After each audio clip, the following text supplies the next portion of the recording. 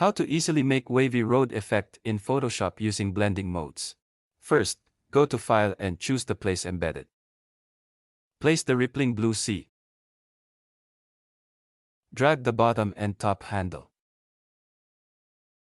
Hit Enter or Return on your keyboard.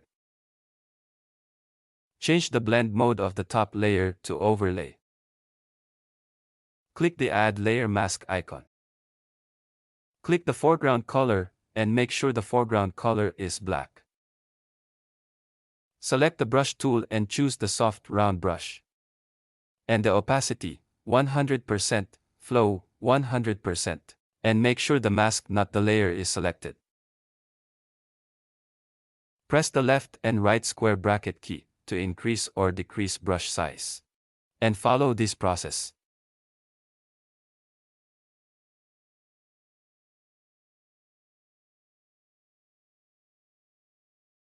Press Ctrl and J on your keyboard to make a copy of background layer. And move the background copy above the rippling blue sea layer. Change the blend mode of the background copy to color. And this is the result.